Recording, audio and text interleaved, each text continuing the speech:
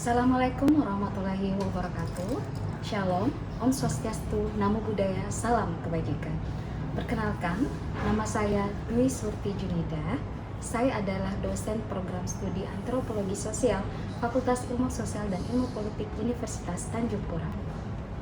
Background keilmuan saya dari program Sarjana Antropologi dan program Magister Ilmu Antropologi Universitas Hasanuddin.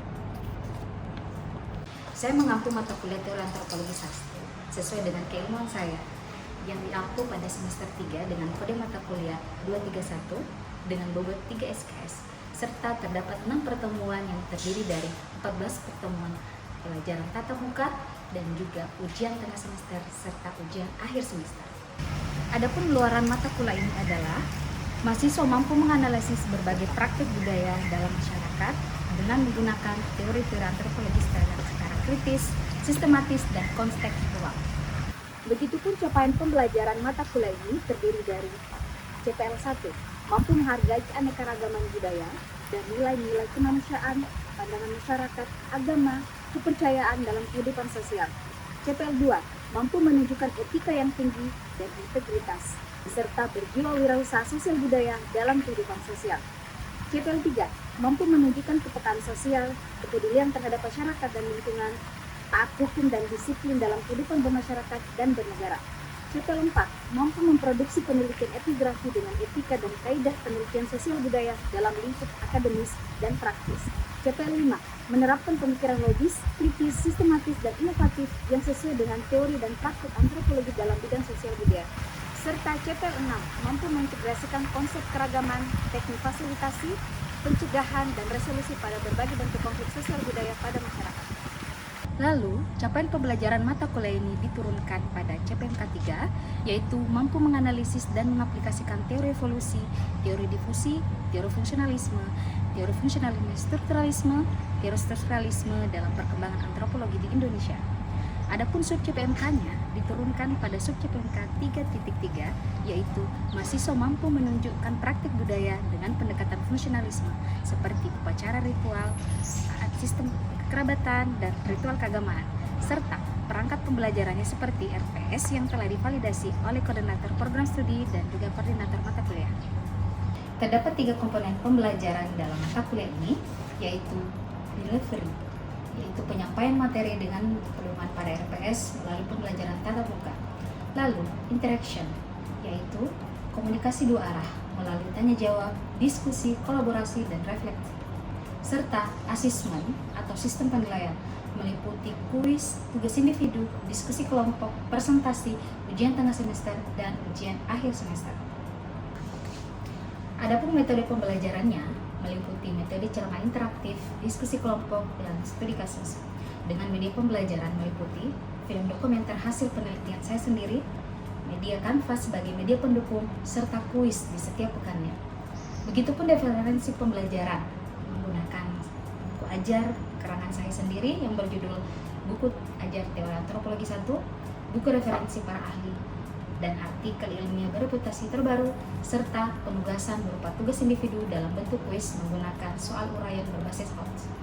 Baik, berikut adalah video pembelajaran pada mata kuliah Teori Antropologi 1 dengan materi Teori Fungsionalisme pada pertemuan ke-11 yang berjudul Praktek Budaya dalam Perspektif Fungsionalisme. Selamat menyaksikan. Halo, Assalamualaikum. Selamat pagi semuanya. Pagi, Bu. Gimana kabar kalian hari ini? Baik, sehat. Selamat bertemu kembali di mata kuliah Teori Antropologi 1. Seperti biasa, seperti di awal, kita akan mengulang kembali mata kuliah yang telah kita diskusikan pekan lalu. Saya mau tanya, seperti biasa, ada yang masih mengingat materi kita pekan lalu membahas tentang apa? Izin, Bu. Perkenalkan, saya Fitri Wulandari. Pada pertemuan sebelumnya, kita membahas latar belakang lahirnya teori difusi, yaitu pandangan bahwa unsur-unsur kebudayaan dapat menyebar dari satu masyarakat ke masyarakat lainnya melalui kontak dan interaksi. Mulai jawabannya bagus sekali. Nah, seperti biasa, setiap pertemuan sebelum memulai diskusi pembelajaran, kita akan menonton sebuah video untuk menjadi bahan diskusi kita setiap pekannya.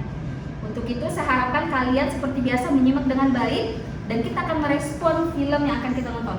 Kali ini film yang saya buat sendiri berdasarkan hasil penelitian tahun 2024 sebagai penerima hibah fasilitasi pemajuan kebudayaan tingkat nasional di Kalimantan Barat yang lokasinya di daerah kawasan perbatasan Indonesia Malaysia dengan fokus pada tarian Dayak Bidayuh di Entikong, tepatnya di Dusun Serangka. Selamat menyaksikan.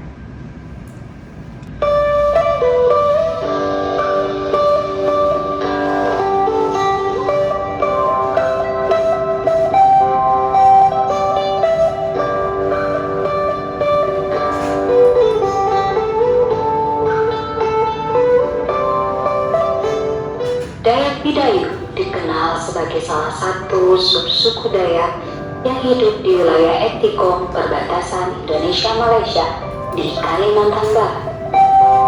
Lokasi Entikong sekitar 400 km dari kota Pontianak melalui jalur darat. Adat dibuat agar manusia-manusia atau orang-orang zaman dahulu hidup secara tertib, hidup rukun, dan hidup beradat. Adat mempersatukan orang-orang zaman dahulu yang menjadi ikatan yang kuat bagi kehidupan mereka. Adat yang menertibkan kehidupan mereka agar kehidupan mereka berjalan dengan baik dengan mematuhi adat. Ketika mereka melanggar adat, maka mereka akan dikenakan sanksi adat sesuai dengan pelanggaran atau kesalahan yang mereka buat.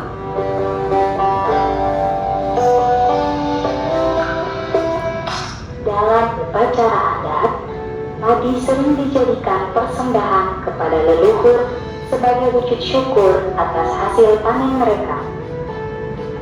Tradisi ungkapan rasa syukur disebut sebagai perayaan Gawai, menjadi pengingat akan hubungan harmonis antara manusia, alam, dan leluhur. Dalam perayaan Gawai, masyarakat tidak hanya merayakan keberhasilan panen, tetapi juga melibatkan seluruh komunitas untuk mempererat hubungan sosial mereka.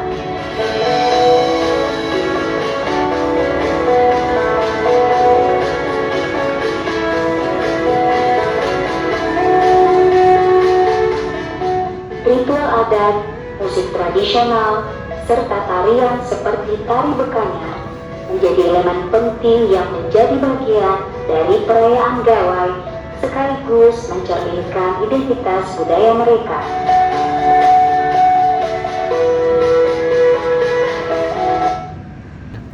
Baik, demikianlah film yang telah kalian saksikan.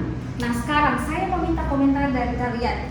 Kira-kira film tadi menunjukkan tari Bekanyar itu hanya sebagai aspek hiburan atau seperti apa? Ada yang ingin berpendapat? Persilahkan. Izin Bu, perkenalkan nama saya Rosita Wulandari.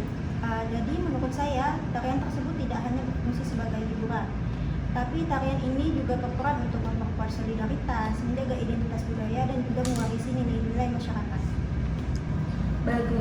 Bagus sekali ya Rosita. Jadi betul sekali, tarian Bekanyar tidak hanya berfungsi sebagai hiburan, tetapi juga memiliki berbagai aspek seperti menciptakan keteraturan sosial dan solidaritas sosial di masyarakat.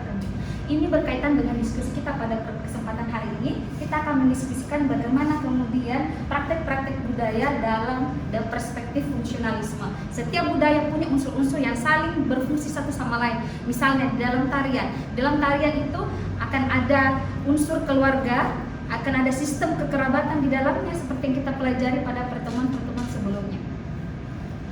Nah, seperti biasa kita akan presentasi terlebih dahulu. Silakan teman-teman untuk memotong barcode-nya. Adapun tujuan pembelajaran kita pada pertemuan kali ini adalah kalian diminta untuk memahami bagaimana mampu menganalisis praktek budaya dengan pendekatan atau perspektif fungsionalisme dalam upacara adat seperti tadi tarian Bekanyar, bagian dari upacara adat masyarakat Dayak Bidayuh, dan kemudian sistem keagamaan yang tertuang dalam sub CPNK, capaian pembelajaran mata kuliah 3.3. Nah, apa saja sih fungsi-fungsi tarian tadi yang telah kalian nonton? Nah, tarian adat dari masyarakat budaya tadi itu berfungsi untuk memperkuat solidaritas identitas kelompok di dalamnya. Bagaimana kemudian di dalam tarian itu melibatkan banyak orang, bahkan selintas generasi, ada yang muda, ada yang tua. Kemudian mereka saling hidup berkolektif dan menciptakan sebuah keharmonisan yang terhindar dari konflik. Seperti tarian tadi, tari Bekaya merupakan bagian dari upacara adat yang di dalamnya dapat memperkuat solidaritas, mempertahankan tradisi sudah pasti, dan mewariskannya ke generasi berikutnya. Lalu fungsinya apa lagi? Nah, fungsinya dapat mempertahankan budaya mereka sendiri. Jadi ada pentransferan ilmu setelah mereka menonton atau menyaksikan, bahkan terlibat di dalamnya sebagai pelaku tari Bekaya itu sendiri, serta menjadi sarana komunikasi antar lintas generasi. Jadi di dalam tari tidak hanya berfungsi sebagai aspek hiburan semata, tidak hanya ada alat musiknya, ada kostumnya, tetapi juga di dalam ada cerita-cerita atau narasi-narasi lisan yang erat kaitannya. Kalau etnis Dayak itu sangat erat kaitannya dengan 3 unsur. Pertama, hubungan manusia dengan alam dan dengan leluhur.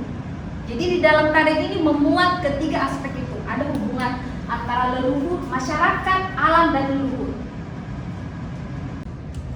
Nah, lalu bagaimana dengan peran tarian itu sendiri? Peran tarian Bekaya atau tarian-tarian adat yang lain itu berfungsi untuk menciptakan keteraturan sosial. Jadi di dalamnya tidak hanya memuat aspek-aspek solidaritas, tetapi juga memuat atau membentuk keteraturan sosial di dalamnya. Jadi ada nilai-nilai dan norma-norma yang erat ditampilkan melalui gerakannya, syair-syair lagunya, lantunan musiknya, itu semua sangat berkaitan dengan budaya mereka. Nah, selain itu, fungsi tarian juga dalam tarian seperti tarian Bekaya itu dianalogikan di dalam kajian fungsionalisme yang dicetuskan oleh Bronislaw Malinowski, salah satu antropolog Inggris, yang menyebutkan bahwa tari Bekaya atau tarian tradisional merupakan sebuah elemen budaya yang membentuk identitas kolektif masyarakat pemiliknya, seperti masyarakat Dayak itu sendiri. Selain itu, dalam kajian fungsionalisme, tarian adat seperti tari Bekaya tadi yang kalian saksikan, itu juga memperkuat hubungan atau stabilitas masyarakat adat atau masyarakat pemiliknya. Jadi tarian itu selain membentuk identitas, mereka juga bagian dari praktik-praktik budaya yang memperkuat stabilitas masyarakat di budaya setempat. Sehingga dapat disimpulkan bahwa tarian adat tidak hanya sebagai ekspresi fisik, tapi juga sebagai mekanisme yang memungkinkan masyarakat pemiliknya beradaptasi dengan perubahan, mempertahankan keutuhan budaya, dan juga menegaskan nilai-nilai sosial yang berlaku pada budaya tersebut. Nah, baik, sampai di sini ada yang ingin ditanyakan? Kita akan memasuki sesi tanya jawab kali ini. Saya akan minta kesediaan kalian untuk bertanya sebanyak 3 orang. Silahkan angkat tangannya.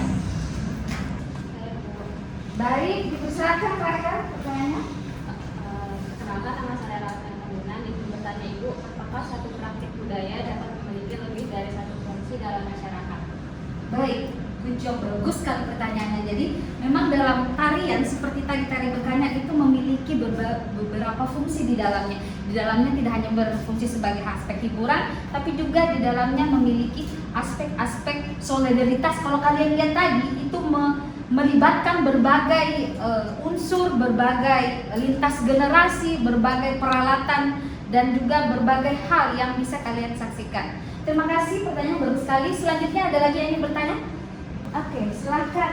Perkenalkan, apa perbedaan utama Tatanan Malinowski dan Radcliffe Brown dalam melihat fungsi tarian tersebut? Baik, bagus sekali pertanyaannya. Ini berkaitan dengan pertemuan kita pekan lalu ya. Terima kasih, berarti kamu menyaksikan dan menyimak materi pekan lalu. Nah, jadi perbedaan antara perspektif Von Malinowski dengan Radcliffe Brown terkait dengan teori fungsionalisme adalah kalau Bronislaw Malinowski menganggap bahwa teori fungsionalisme itu menciptakan identitas budaya dan sistem keagamaan. Sedangkan Reverend Brown singkatnya memahami bahwa teori fungsionalisme itu berkaitan dengan bagaimana menciptakan keteraturan sosial dan solidaritas sosial. Bagus sekali. Terakhir, siapa yang mau bertanya? Saya, Bu. Baik, dipersilakan. Sebelumnya perkenalkan, nama saya Nurul Hidayah. Yang ingin saya tanyakan adalah apakah fungsi tarian dapat berubah ketika tarian tersebut ditampilkan di luar upacara adat? Ya, bagus sekali pertanyaannya Nurul. Jadi apakah tarian tadi seperti tarian Bekanyar ketika dipraktikkan di luar prosesi adat, apakah nilai keagamannya masih ada atau nilai budaya masih ada? Dan jawabannya adalah tidak. Kenapa? Karena tari Bekanyar hanya bisa dipraktikkan oleh masyarakat Dayak Bidai sendiri dan di dalamnya memuat nilai-nilai ritus-ritus keagamaan yang erat kaitannya antara hubungan manusia, alam, dan para leluhur. Makanya di dalamnya ada mantra-mantra yang sangat erat dan maknanya sangat mendalam dan juga mampu menghubungkan antara lintas kehidupan manusia dengan kehidupan mitos-mitos yang kalian pahami sampai saat ini. Baik, saya rasa cukup untuk pertemuan kita pada hari ini. Seperti biasa, setiap pekan kita akan mengerjakan kuis, teman-teman. Jangan lupa, silakan ambil kertasnya selembar dan silakan dicatat kuisnya. Saya akan berikan waktu sebanyak 5 menit dengan contoh kuis. Sebutkan salah satu tarian adat yang terdapat di daerah kalian masing-masing. Ya, kalau tadi itu tarian Bekanyar di daerah Dayak Bidayu di kawasan perbatasan Indonesia Malaysia di Entikong. Jadi kalian harus cari satu tarian yang berada di daerah kalian masing-masing. Kemudian analisalah tarian itu, fungsi tarian itu menggunakan perspektif fungsionalisme. Silakan dikerjakan. Saya akan berikan waktu sebanyak 5 menit.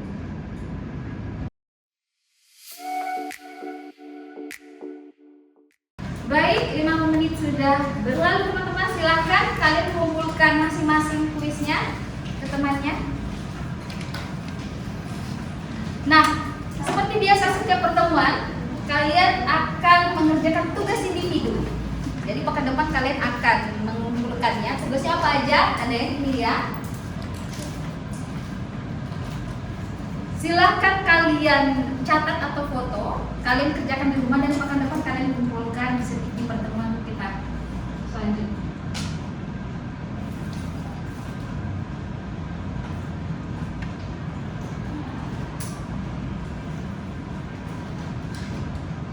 Nah, pekan depan kita akan mendiskusikan mengenai strategi pengembangan antropologi di Indonesia, ya, bagaimana menghadapi tantangan sosial dan budaya masa depan dan bagaimana menganalisa posisi antropologi Indonesia dalam konteks global. Nah, materi ini terdapat di dalam buku ajar yang telah saya buat dan saya telah bagikan editnya kepada kalian. Kalian baca di bab 6 ya materi ini. Kalian baca dan pekan depan kita akan diskusikan hasil bacaan kalian masing-masing. Ada pertanyaan sampai di sini? Yang belum mendapatkan buku ajar antropologi teori 1, kalian hubungi saya. Nanti kita akan diskusikan, akan saya kirimkan. Baik teman-teman semuanya, sampai di sini dulu pertemuan kita pada hari ini. Kesempatan hari ini, apa yang bisa kalian simpulkan? Silahkan, siapa yang mau berpendapat? Saya Bu. Baik, Mas. Silakan. Perkenalkan nama saya Siti Suka. Jadi kesimpulan dari saya adalah teori fungsionalisme ini melihat bahwa setiap unsur budaya memiliki fungsi dalam kehidupan masyarakat. Nah, tarian ini tidak hanya menjadi hiburan, tetapi juga berfungsi memperkuat solidaritas, mempertahankan identitas budaya, menyampaikan nilai dan menjaga keteraturan sosial. Bagus sekali. Terima kasih ya, Mas. Terima kasih atas partisipasinya. Jangan lupa membaca dan mengerjakan tugasnya masing-masing. Ya, sampai bertemu lagi. Salam sehat semuanya. Selamat melanjutkan aktivitas masing-masing. Wassalamualaikum warahmatullahi wabarakatuh dan selamat siang.